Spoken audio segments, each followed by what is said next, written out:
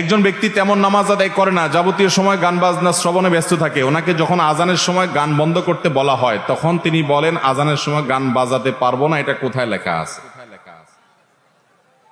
এই লোকরে বড় করে একটা বক্সিং দিবেন। বক্সিং দেওয়ার পরে বলবেন, যদি বলে আমাকে বক্সিং কেন দিলা, বলবেন যে তোমাকে বক্সিং দেওয়া যাবে না। এই কথা কোথায় লেখা আছে?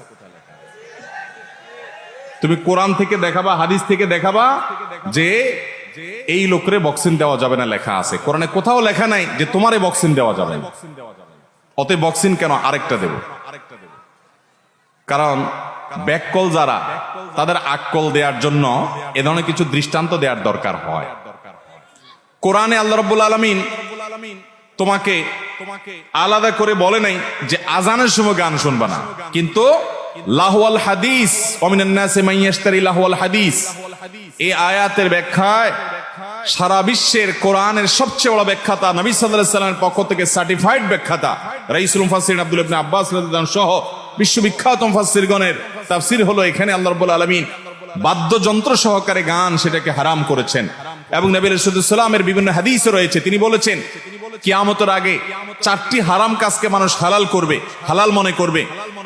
এর মধ্যে একটা হলো আল মাআজিফ, বাদ্যযন্ত্র। একটা সময় মানুষ মনে করবে এটা হালাল।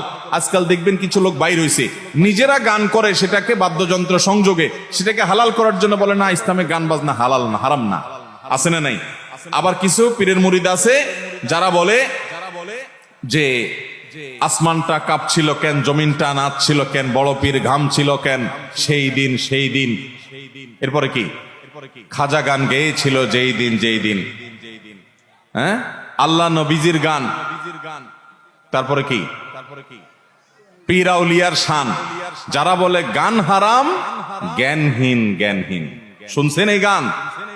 বাউলরাই ফাউল গান গায়। বুঝতে পারছেন? আপনার আকাম করতে মনে চায়, আপনি আকাম করেন, আল্লাহর সাথে আপনার বোঝাপড়া হবে। আমাদের সেখানে বাধা দেওয়ার কিছু না, এটা আপনার ব্যক্তি স্বাধীনতা। আপনি গুনাহ করেন, আল্লাহর সাথে বুঝেন আপনি, কিন্তু খারাপ কাজ করবেন, আবার কোরআন হাদিসকে বিকৃত করে আল্লাহর নামে রাসূল নামে মিথ্যা কথা বলবেন, এই অধিকার আপনাকে কেউ দেয়নি। অতএব এই বাদ্যযন্ত্র ব্যবহার, এই গান, এটা তো সর্বাবস্থা হারাম। আজানের সময় আলাদা করে হারাম, এটা তোমার জন্য লিখে দিতে হবে কেন? সর্বাবস্থা যেটা হারাম সেখানে আল্লাহর নামের বড়ত্ব বর্ণনা করা হচ্ছে, সেটা আমি তুমি আল্লাহ নিষিদ্ধ কাজটা বলে আওয়াজে ডিস্টার্ব করছো, এটা তো রীতিমতো আল্লাহর বিরুদ্ধে বিদ্রোহ করার শামিল। আল্লাহ তাআলা আমাদেরকে হেদায়েত দান করুন। যেটা সবসময় হারাম সেটা আজানের সময় আরো বেশি হারাম।